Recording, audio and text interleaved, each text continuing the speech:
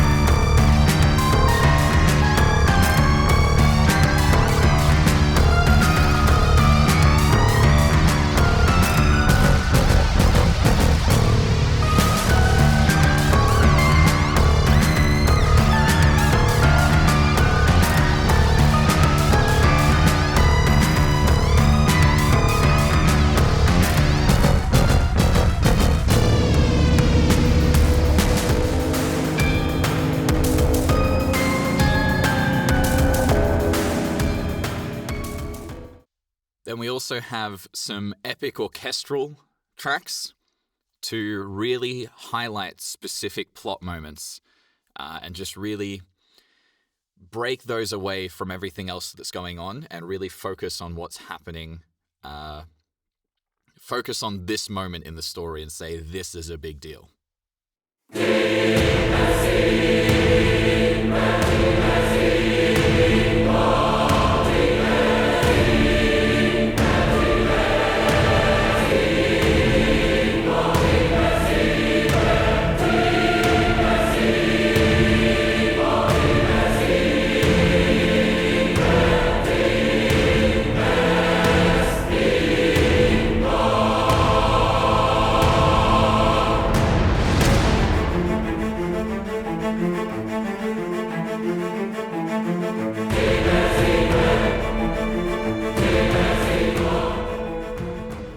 And then finally, we have some horror soundscapes. It's a psychological thriller game There's some moments where you just need the player to feel scared. The narrative is leading up to sort of a dark reveal or something creepy. So we have some music for that as well.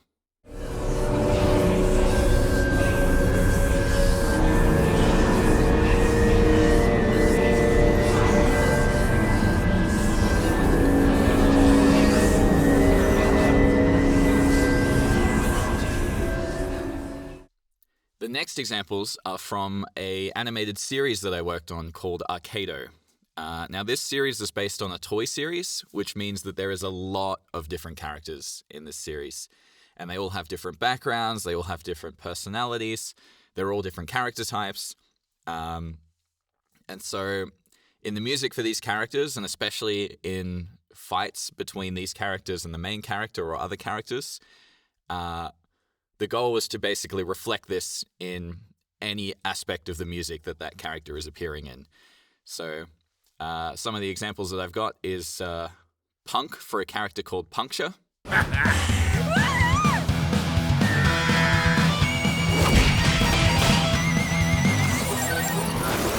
What I'm going to call Clown Trap for a character called Crack Up, who is a clown.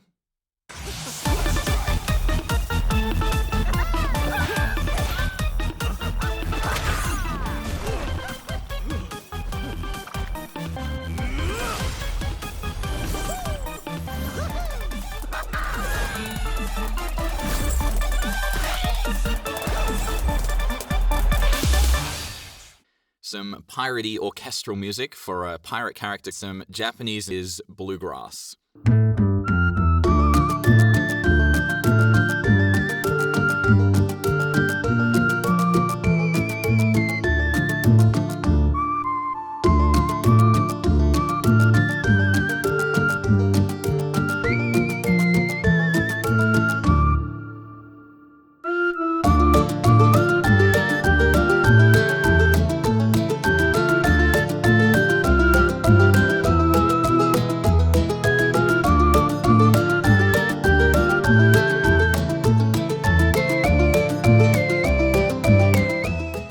But within the game, you have biomes as your minds sort of dig down into the earth.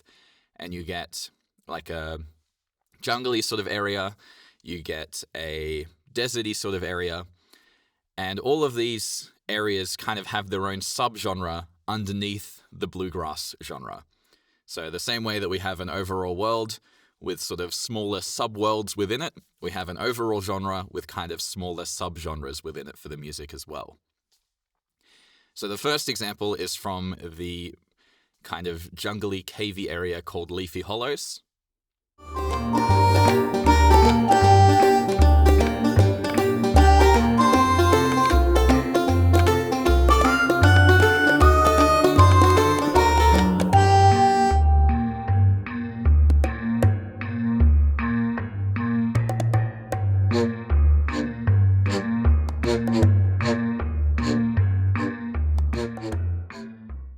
As you can hear, strong bluegrass influence, but also what I'm describing as cavey music.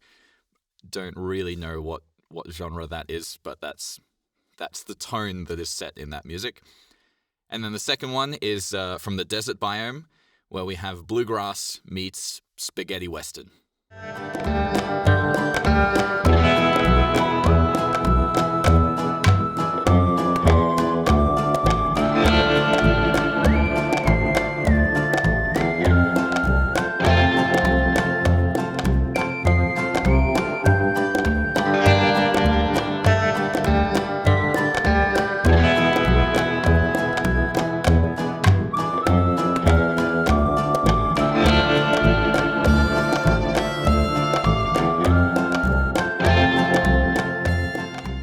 Now, something that I think is important to mention is that the sound of your soundtrack can continue to grow basically right up until the release of your game.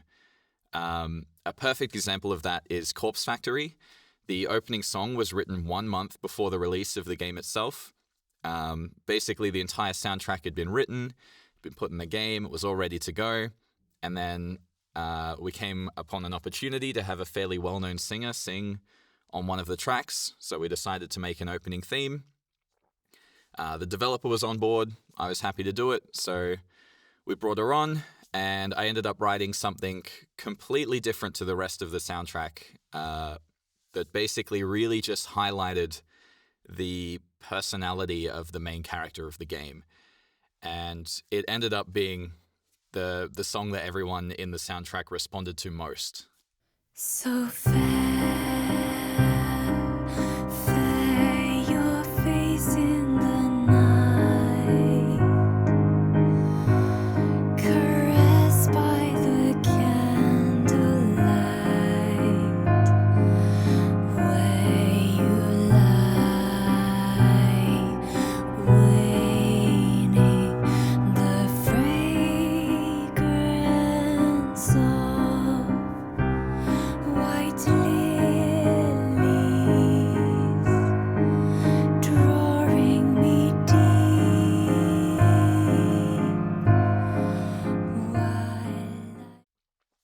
Then, of course, Arcado. The show's on hold at the moment, but for the 2 seasons that have aired, basically every single episode there was new characters with new features, and along with that came new genres and styles of music that needed to be written for them. And then, of course, as mentioned, economics. There's more biomes to come, so there's more genres to incorporate into those biomes. But, of course, it's not like everything has always been perfect from day one to release day. Anyone who works in game development knows that that never happens. So here's a couple of examples of kind of mistakes that I made or like challenges I ran into and how I resolved them. The first one with the Corpse Factory opening. When I first started writing it, I was really trying to capture the genre that had already been established, particularly some of the dark electronic stuff. And it wasn't connecting with the character in the game that I wanted the music to connect with, and it wasn't fitting the singer's voice that we were going to use for this song. So in the end, once I actually put aside what had been established and really just focused on the character that I wanted the music to represent and the singer who I wanted to sing the song, suddenly everything really just came together and kind of clicked. And then, of course, in Arcado, with so many different characters and kind of this eclectic collection of different musical styles to match them, it could be a little bit challenging to keep consistency in the sound. So what I and the music supervisor sort of realized would work really well is if we kind of establish this electronic drums sound for kind of the sound of this VR gaming world, and then anytime there's a track that feels kind of like it's moving too far away from the rest of the soundtrack, just put some electronic drums in it. You know, it could be Viking music, it could be punk rock, whatever. Put these electric drums in it, and it's like, oh, that's the Arcado sound. So suddenly it would kind of feel connected again. So, what are the key takeaways from all of this information that I've just thrown at you? Well, the first thing, it's a little bit obvious, but communication between the composer and the developer. But I'm not just talking about like, here's the references, here's the styles of music we like that we want to incorporate into our game. The conversation should be about the game, the storytelling in the game, the world, the lore, anything that is a game concept within your game. You don't need to be a developer to understand storytelling concepts. You don't need to be a developer to understand world building, narrative, characters. And you also don't need to be a composer to understand musical concepts like musicality, sonic character, and genre. So, consider these concepts and how you can connect them. Maybe you can find a very special connection within your game that the way that you tie a particular genre or a particular sonic character to a particular storytelling concept of your game will really connect with people and really help make the soundtrack memorable and feel connected to your game in a way that it might not have otherwise been. What concept is most important? That'll bring players' attention to that concept in the moment that you want to do it. Keep in mind that it's also never too late to expand the sound of your game. Just because you're 3 months out from release doesn't mean you can't add another new sort of musical style into the mix if there's a reason to do it. And then finally, don't feel locked into one style or genre. I think a lot of games really pick a genre and stick to it. And it's a very valid approach, but I think you can also do a lot with saying the genre will actually change to match the way that things in the game change. So here's a couple of my personal favorite soundtracks for very different reasons. Citizen Sleeper is a game that I really connected with a lot because I thought it had incredible narrative storytelling, and it actually has a very minimalist electronic soundtrack that usually would not be my jam, but in this particular game, it just works so well. They established a sound, they made simple musical connections that connect with the narrative, they stuck to it, and personally for me, it was unforgettable. On the other hand, we have Nier Automata. This game is another soundtrack that I love for a completely different reason. And this soundtrack is one of the few examples that I think morphs its musical genre a little bit to match the world building. You've got this weird kind of fantasy world with desert areas, foresty areas, sci-fi areas, and you've got music that's very fantasy orchestral. You've got music that's dark and electronic. You've got music that's just a bit weird. But everything also seems to feel really like Nier music. And it's a very, very good example of doing a lot of different things and somehow making it feel consistent. So, some final caveats from this talk just to keep in mind. They're just ideas and examples. The 3 storytelling concepts that I mentioned don't need to be the thing you connect music to. Maybe you have a game where you could connect the musical genre to the gameplay of the game. Don't know how that would work, but I'm sure there's a way, and I'm sure it would be really cool. Next up, communication is king. Discuss what's important in a scene, a level, in the world, in a story beat, and work out what the music should draw focus to. And finally, don't be afraid to use multiple genres. If you think having a mix of different genres in your game would be cool, use a bunch of different genres. Now, if you have any questions, I believe you can post them in the Discord. I will be there answering them happily. You're also welcome to connect with me on any of the social medias. You can write me privately. I will gladly answer questions there if you don't want to ask them in the Discord. Hope you've enjoyed my talk, and if you're at Nordic, come say hi. See ya!